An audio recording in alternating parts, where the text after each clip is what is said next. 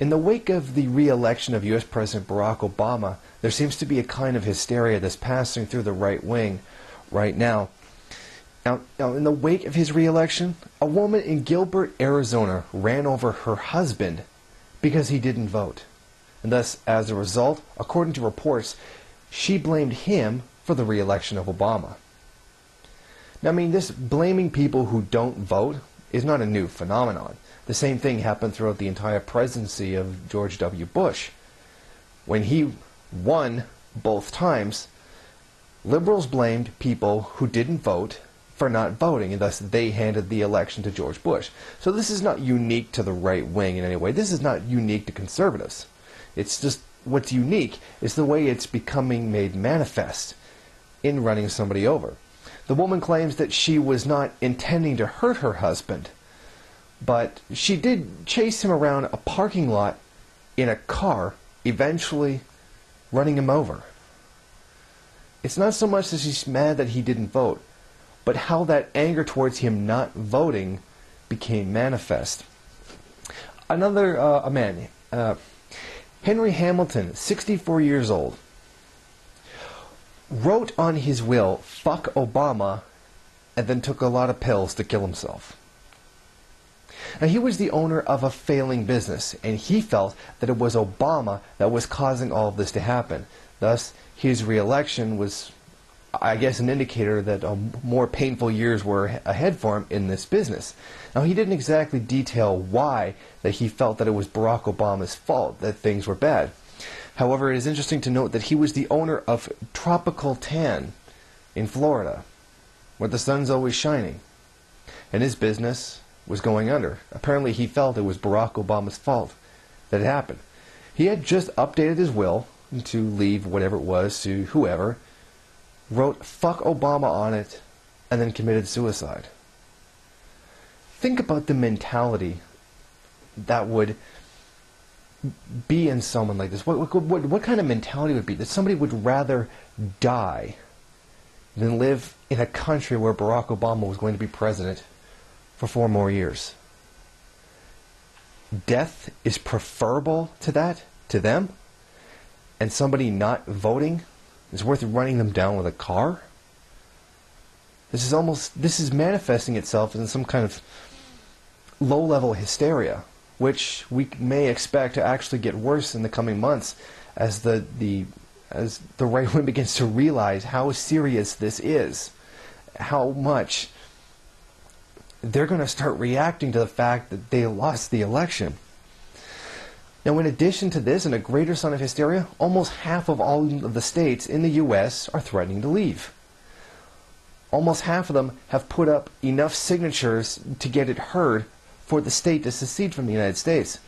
Some of those states include Louisiana, Texas, Oregon, Alabama, Tennessee, Montana, North Dakota, Missouri, South Carolina, Arkansas, New Jersey, which I thought was pretty interesting. I think New Jersey shouldn't be asking whether or not they should leave. I think the rest of the country should be kicking them out. Colorado, Georgia, North Carolina, Mississippi, Michigan, New York, Florida, Indiana, and Kentucky.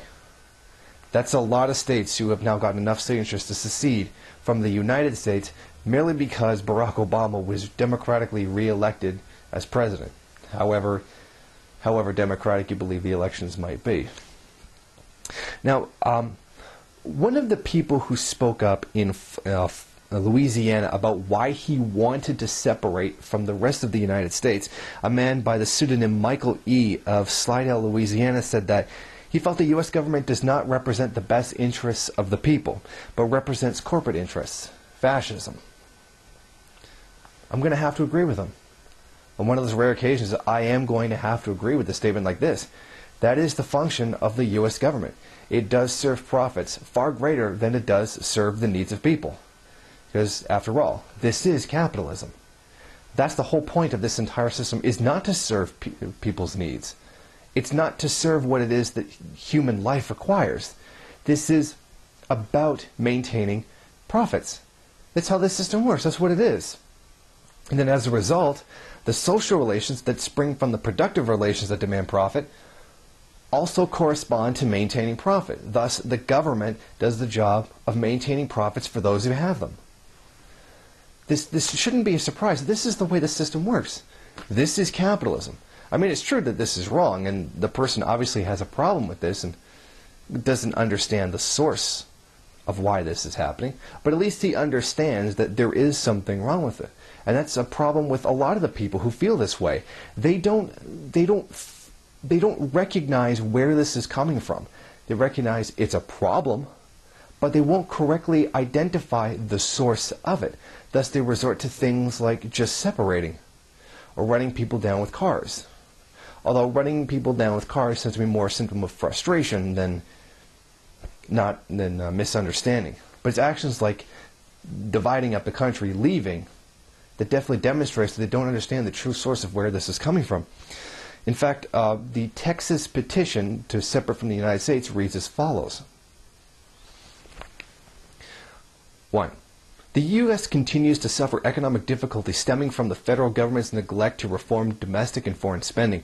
The citizens of the U.S. suffer from blatant abuses of their rights, such as the NDAA, the TSA, etc. Given that the state of Texas maintains a balanced budget and is the 15th largest economy in the world, it is practically feasible for Texas to withdraw from the Union, and to do so would protect its citizens' standard of living and re-secure their rights and liberties in accordance with the original ideas and beliefs of our founding fathers, which are no longer being reflected by the federal government.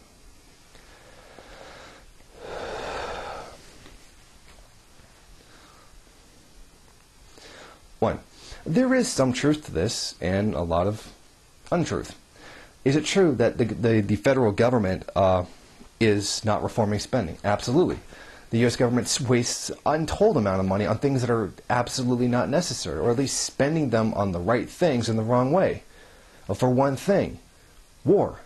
The most expensive thing that the United States of America undertakes is war, costing trillions.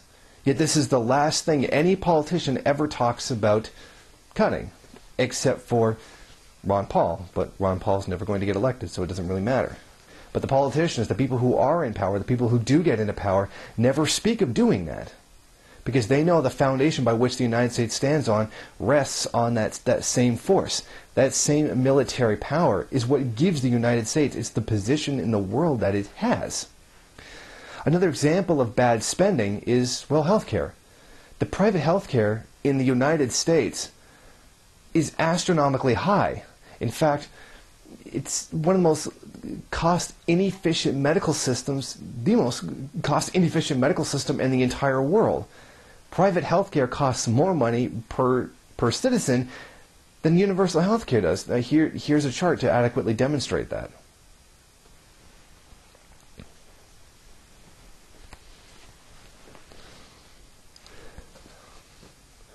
One. Now, in addition to that, the petition is absolutely correct in saying that the NDAA and the TSA are fascist organizations. Well, the TSA certainly is. I mean, what citizen really needs to be subjected to having their genitals touched just to get on a plane to fly to another part of their country? Never mind actually flying out of the country. I mean, it's absolutely ridiculous. There are far less invasive things that could be done to secure people on flights. The TSA does go too far. It does violate people's rights in what they do. But what the people who write the petition don't understand is where it's coming from. They are a lot of the right-wing mentality that big government just does things for the sake of big government, which is not true. Governments are not entities which have their own consciousness and will. They serve the interests of a particular class in a society. And that's not any different than any other society that's had governments. That's not different than any other economic system that has governments. They're serving the ruling class. The ruling class sees that their economic system is failing. Their social system is breaking down. We can see these things plain with our own eyes. Now, as a result, it is becoming harder for them to hold on to their empire. It's becoming harder to hold on to the system and keep it together. They have to do these things in order to maintain their position in this system. It is not big government for the sake of big government. It's big government for the sake of a particular class in this society. And as for the point about it being practically feasible for Texas to secede from the United States? That's just not true. No, this is not a feasible plan. This is not something Texas can actually carry out. Yes, it balances its budget, but it also gets a great deal of the resources it has as being a part of the United States of America. That's why there's a United States of America, because together the states are stronger than if they are divided.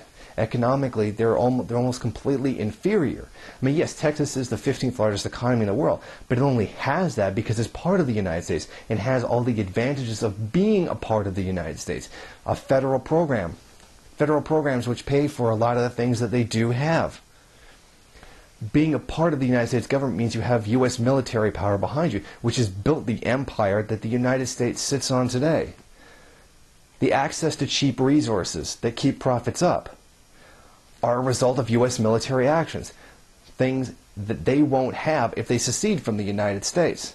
If they separate from the federal government, do you really think the federal government's going to send federal troops to help keep them profitable? Of course not.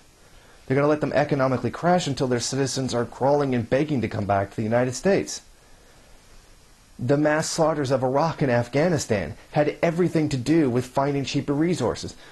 Mining in Afghanistan, oil in Iraq. The wholesale destruction of Latin America through the last several decades by actions of the U.S. military or covert CIA programs were all about keeping resources cheap for the United States. After all, they do refer to Latin America as their backyard. Well, they're not their backyard.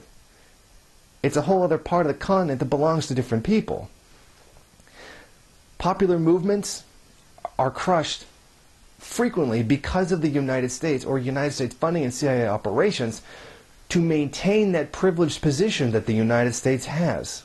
If Texas secedes from that, they won't have that anymore. It won't be a matter of shipping something to another state. That's now shipping something to another country. And there is going to be tariffs, import fees, and stuff like that. I mean, even if Texas doesn't do them, the United States federal government will do it. It won't be a simple matter of just leaving and then your economy stays the same way. When you divide yourself out of the country, you're having a huge impact on your economics as well. It's not just a simple matter of leaving and taking your ball with you. You now have no one to play with, and you don't have a yard. The yard you used to play in with the ball now no longer exists. It's not a simple matter of leaving. Again, this is also coming up as a result of the fact that people don't adequately understand why this is happening. It's not big government for the sake of big government. It's for the sake of maintaining the privilege and power of a particular class in society. Separating from Texas won't do that. What it will do is take the interests of a large chunk of the ruling class in the country out of it and place into another country. But anyone outside of Texas who owns a great deal of assets inside of Texas will maintain a hold on those one way or another. Seceding from the United States won't really accomplish anything. And we're only going to see more fascism in the United States as the economic and social system begin to decay. As capitalism comes closer and closer to the edge of the abyss for which it can't recover from, more and more totalitarian measures are going to be needed to put in its place. We've seen the same thing in history over and over, in Italy and Germany, for example. Once the economy had reached the edge of the abyss, the capitalist system had gone as far as it can go. They introduced fascist measures and entire fascist governments in order to save it. It's nothing new. It's not completely unlike a person losing their religion. Right before they become an atheist or even just give up on their religion at all, they begin to grip it harder. They become fundamentalists in a manner, and they squeeze and squeeze to hold on to what it is they have as they see it begin to slip away. I mean, this is exactly the reason why market fundamentalism, Mises economics, has made such a huge bursting out since the 2008 global collapse of capitalism. Because its contradictions are becoming too acute. The suffering as a result of this system is becoming greater. The instability of the system is becoming greater. The failing of the system is becoming more and more obvious. And right before it completely fails, people are going to become more fundamentalist and grasp more strongly at it, trying to save it, because they don't want it to go. Because it comes from this idea that capitalism can't do anything wrong, so therefore if it does anything, it must be the fault of something else. Something else must be causing it. And that's just not reality. They're not understanding that this is not the act of corporations. This is the act of a class within that society.